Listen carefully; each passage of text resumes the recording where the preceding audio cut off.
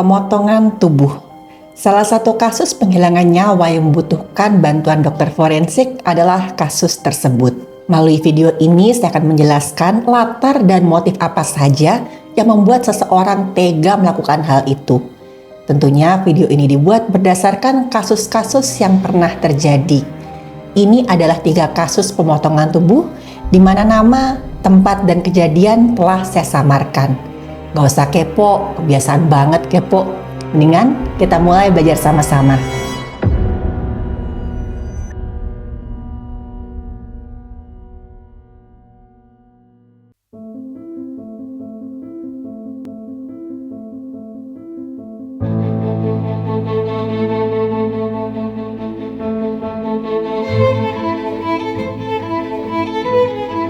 Halo, saya Dr. Stefani. Saya seorang dokter spesialis forensik dan saya melihat apa yang tidak semua orang lihat. Kasus pertama ini kasus yang masih baru, terjadi di kota C. Korbannya adalah seorang perempuan, sebut saja namanya Y. Usianya 40 tahun. Pelakunya adalah suaminya sendiri yang sebut saja namanya S. Sebelum dihilangkan nyawanya oleh S, Y ini sama S sempat terlibat cekcok mulut yang cukup sengit. Tiba-tiba saja si S ini ngambil sebuah balok kayu dan dia hantamkan ke kepala Y berkali-kali sampai Y alias istrinya ini nggak bergerak lagi. Ketika si Y ini sudah nggak bergerak, S tiba-tiba mengambil sebuah pisau dan dia memotong-motong Y jadi beberapa bagian. Dan seolah nggak cukup sampai di situ, tiba-tiba aja si S ini dia ambil potongan-potongan Y tadi, dia masukkan ke dalam baskom, lalu dia keliling kampungnya sambil menjajakan potongan tubuh Y ini ke orang-orang yang lewat. Dan udah jelas perbuatannya S ini sangat-sangat mengundang perhatian. Tapi saat itu orang yang lihat itu sama sekali nggak berani mendekat karena posisinya S ini masih memegang pisau yang dia pakai untuk memotong-motong si Y tadi. Tapi untungnya setelah itu beberapa warga menghubungi pihak yang berwenang dan S pun diamankan oleh pihak yang berwenang. Dan selama diinterogasi itu S kelihatan linglung, jawabannya tuh banyak yang gak nyambung. Ada yang bilang kalau S ini tuh melakukan hal tersebut karena adanya bisikan gaib. Lagi-lagi bisikan gaiblah yang disalahkan. Tapi juga ada yang ngasih tahu kok sebenarnya S ini sedang menanggung stres luar biasa akibat masalah keluarganya. Dalam hal ini katanya S ini keluarganya terlibat utang sampai 100 juta rupiah lebih. Nah, utangnya ini katanya adalah utang dari anaknya yang bermain permainan yang mempertaruhkan uang secara online. S ini kemudian merasa stres, apalagi setiap kali itu ibunya anak ini alias Y itu selalu membela anaknya. Apa gara-gara stres ini ya, kewarasannya si S kemudian jadi terganggu dan dia bisa melakukan hal-hal yang enggak masuk akal seperti ini. Penghilangan nyawa yang disertai dengan pemotongan tubuh ini biasanya dibagi menjadi 3 kelompok, yaitu tipe defensif, agresif, dan ofensif. Yang pertama defensif itu di mana pelakunya tujuannya cuma ingin menyembunyikan jasad bukti ya kejahatannya tadi. Karena bagi si pelaku ini kalau tidak ada barang bukti ya kasusnya nggak akan jalan dan tubuh ini adalah barang bukti utama. Yang kedua tipe agresif. Nah saat melakukan ini biasanya pelakunya itu dipengaruhi rasa marah yang luar biasa yang sampai nggak masuk akal. Dan ketiga, tipe ofensif. Tipe ofensif ini di mana si pelaku ini merasakan semacam kesenangan tersendiri saat dia melakukan tindakannya. Beda dengan agresif tadi. Agresif itu dia dikuasai amarah, ofensif ini dia seakan-akan menikmati. Kalau pada kasus S tadi sudah jelas, dia masuk dalam kategori pertama. Karena pada saat S ini awalnya dia bertengkar dengan Y sampai dihantamkan dengan balok kayu tadi, S itu dengan dipengaruhi kemarahan yang sangat-sangat luar biasa. Yang dilakukan oleh S ini adalah tindakan yang disebut dengan overpower atau menggunakan kekuatan yang berlebihan. Sebenarnya itu jauh dari yang diperlukan untuk menghilangkan nyawanya si korban tadi. Nah ini seringkali juga terjadi pada pelaku yang punya motif yang sangat kuat dan sangat-sangat emosional. Biasanya motifnya itu personal, seperti ya rasa marah, frustrasi, cemburu. Nah, ciri-ciri khasnya itu pada korban ditemukan kekerasan yang jelas sekali dilakukan berulang kali. Nah, dalam kasus S tadi, pertama kan dihantamkan balok kayu tadi berulang kali di tubuhnya Y. Dan sering sekali setelah korbannya ini lumpuh tidak sadarkan diri, pelakunya ini masih belum puas dan terus melakukan kekerasan tersebut. Karena tadi dia masih dipengaruhi marah yang luar biasa. Tindakan ini sering dilakukan pada orang yang semacam punya ikatan emosional kuat dengan korban. Entah pasangan, orang tua, keluarga, dan lain-lain. Nah, overpower ini tuh nggak cuma niat untuk melenyapkan, tapi juga mempermalukan korban setelah korban tidak bernyawa. Nah, contohnya tadi si S ini, karena tindakan S tadi didasari dengan masalah psikologis yang kuat, si S ini sebagai kepala keluarga sebelumnya dia mengalami stres karena punya masalah hutang yang sangat besar. S merasa gak berdaya, harga dirinya sebagai laki-laki tuh kayak diinjek-injek. Nah, entah kenapa pada titik itu S tuh menumpahkan semua rasa marah dan frustrasinya ke Y.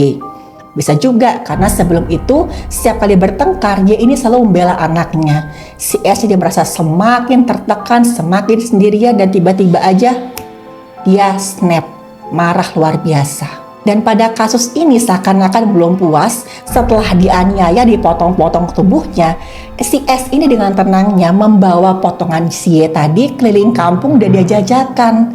S ini memperlakukan Y mohon maaf seperti barang dagangan, dibawa keliling, diarak, ditawarkan ke warga yang lewat. Gara-gara pada saat itu si S ini sudah benar-benar gelap mata, dia dikuasai amarah, dan S ini melakukan hal yang terang-terangan sebenarnya membuka tindak kejahatannya sendiri. Kan gak logis, setelah melenyapkan nyawa kok malah barang bukti utama itu dipamerkan.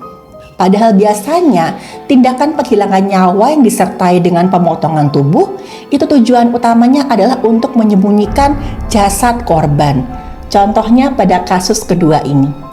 Kasus yang kedua ini terjadi di kota Y. Korbannya seorang wanita, sebut saja namanya Juwita. Juwita ini usianya 34 tahun dan dia adalah seorang ibu tunggal. Pelakunya ini sebut saja namanya Tio. Seorang laki-laki, single, belum menikah, usianya 23 tahun. Tio ini adalah kenalan Juwita dari media sosial.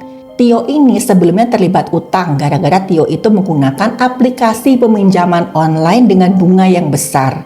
Nah, si Tio ini berniat menguasai harta Juwita untuk membayar semua utang-utangnya.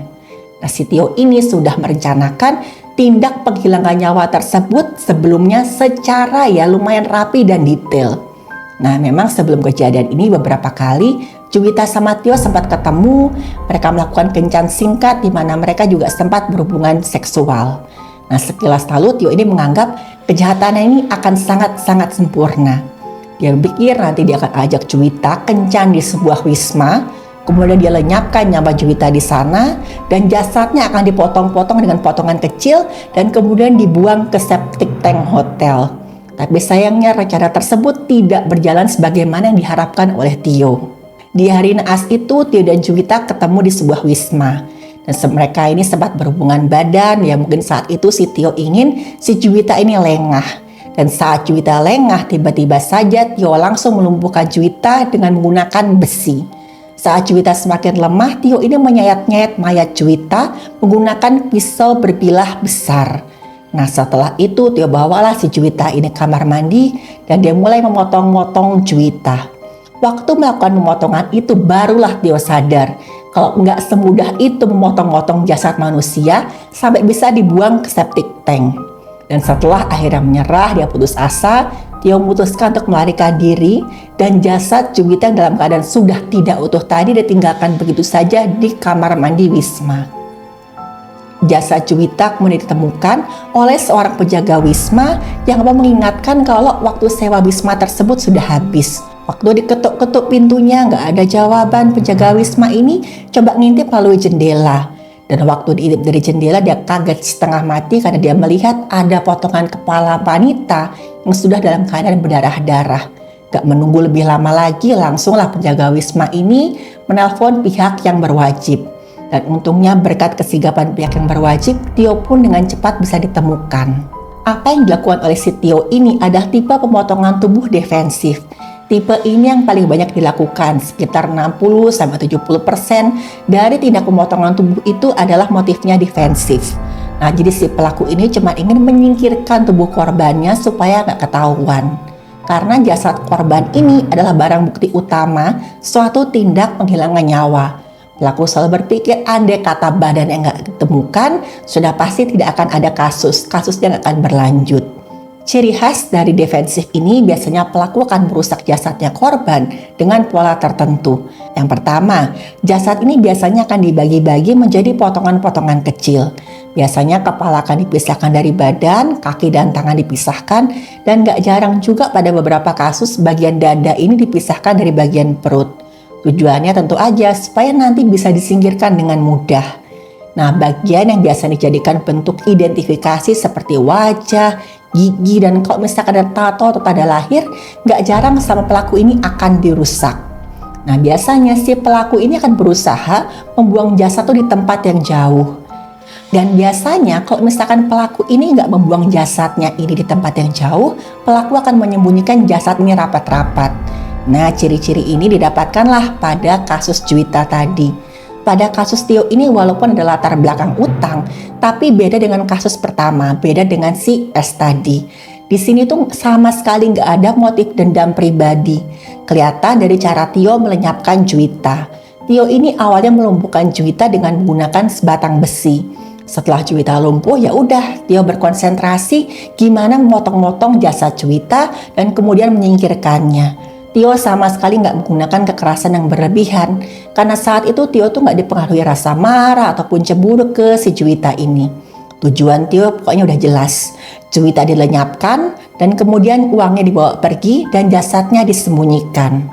Tapi saat itu untungnya rencana Tio ini tidak berjalan sebagaimana mestinya. Hingga akhirnya Tio ini memilih kabur dan menyembunyikan jasad Juwita di dalam kamar mandi Wisma.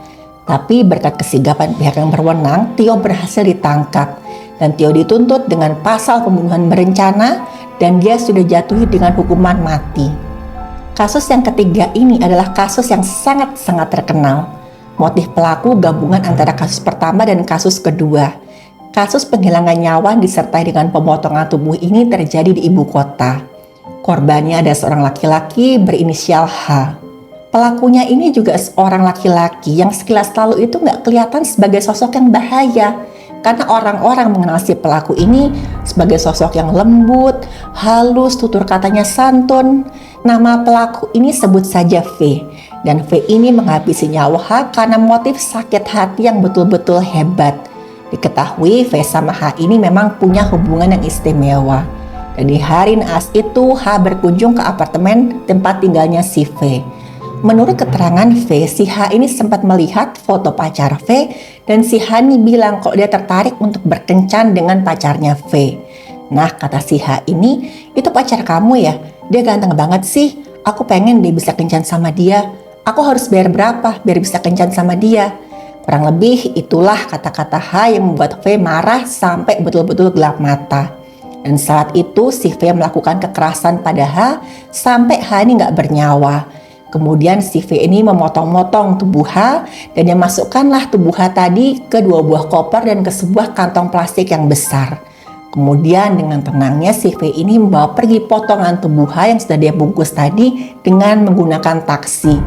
Dan saat itu supir taksi yang mengantar V untuk membuang 2 koper dan 1 kantong plastik besar tadi nggak curiga sama sekali. Kalau saat itu yang ada di bagasinya adalah potongan tubuh manusia. Jasad V ini akhirnya dibuang di sebuah perkebunan dan keesokan harinya ada seorang yang menemukan jasad V dalam keadaan sangat-sangat mengenaskan. Almarhum Dr. Munim Idris, seorang dokter forensik yang sangat saya hormati, yang juga adalah guru saya, beliau melakukan otopsi terhadap jasad H. Dan dari keadaan jasadnya H ini, mulailah ditemukan titik terang atas korban-korban V yang lainnya. Seperti yang sudah saya jelaskan tadi, potongan tubuhnya H tadi dikemas dalam 2 buah koper dan 1 kantong plastik. Jadi 1 koper itu berisi bagian dada di mana kedua lengannya itu masih menempel. Koper kedua berisi ada kedua paha dan juga organ dalam perut. Sedangkan kantong plastik itu ada berisi kepala dan bagian pinggang. Selain itu ditemukan juga serpihan baju berupa celana jeans, celana dalam, ikat pinggang, kaos abu-abu, dan kaos kaki. Waktu diperiksa bagian kepala, di bagian dahi itu ada tanda kekerasan tumpul yang kuat. Dan polanya itu sesuai dengan benda menghampiri kepala. Jadi lukanya itu yang melesak ke dalam sini. Dan di tubuh korban ini, di tubuh H, ditemukan ada banyak sekali tanda kekerasan benda tajam di bagian lubang kotoran dan juga alat kelamin. Nah, tanda hasil benda tajam ini ditemukan juga di bagian wajah. Bahkan wajahnya korban itu menunjukkan tanda kekerasan itu dilakukan secara berulang kali. Dan bahkan nih di bagian mulut korban ditemukan ya ada kerusakan yang cukup parah. Ini menunjukkan si pelaku ini melampiaskan emosi yang dipicu oleh sesuatu yang dikatakan oleh si korban. Dan tanda kekerasan tajam berulang di alat kelamin korban menunjukkan ada motif yang mengarah ke hal-hal hubungan badan. Dan dari hasil otopsi dan juga petunjuk-petunjuk lain, akhirnya V berhasil ditangkap. Dan waktu si V ini diinterogasi, akhirnya ketahuan kalau ini bukan pertama kalinya V melakukan tindak pidana penghilangan nyawa. Dan setelah digali lagi, akhirnya ketahuan kalau semua korban V ini sebelum si H itu dia kubur di belakang rumah yang terletak di kota J. Dan saat itu kemudian pihak yang berwenang segera melakukan penggalian jenazah terhadap si korban-korban V. Dan teman-teman tahu, V ini masih ingat jelas siapa saja yang dia makamkan di halaman belakang rumahnya serta semua letaknya. Bahkan V ini menggambar denah lokasi di mana dia menguburkan setiap korbannya dengan sangat-sangat detail. Dan dari hasil pemeriksaan jasad korban-korban V sebelum H ini semuanya sudah tinggal kerangka. Dan semuanya sudah tidak utuh karena hancur akibat pembusukan. Dan waktu diinterogasi mirip-mirip dengan kasus pertama, V ini mengaku dia mendapat bisikan gaib pada saat dia menghabisi nyawa para korbannya. Dan tentu aja harapannya si V ini supaya dia bisa bebas dari tuntutan hukuman pembunuhan berencana, yaitu hukuman mati.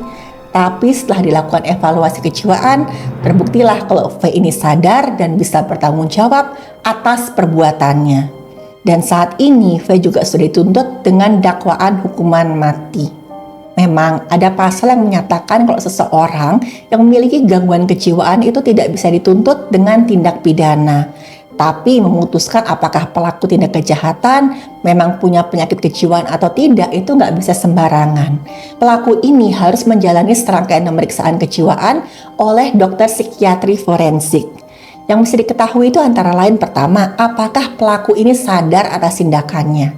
Yang kedua, apakah pelaku sadar atas konsekuensi perbuatannya. Yang ketiga, bisakah pelaku ini bertanggung jawab atas tindakannya tadi. Karena nggak semua jenis gangguan kejiwaan itu membuat pelaku bisa bebas dari hukuman. Dan ketiga, kasus tadi lagi-lagi jadi contoh kalau manusia memang makhluk yang paling kejam. Doa saya untuk para korban serta keluarga yang ditinggalkan. Dan saya harap semoga keadilan bisa ditegakkan. Fiat Justitia et Pereat Mundus. Keadilan harus ditegakkan walau dunia runtuh. Terima kasih sudah menonton video saya. Silahkan like, share, dan subscribe.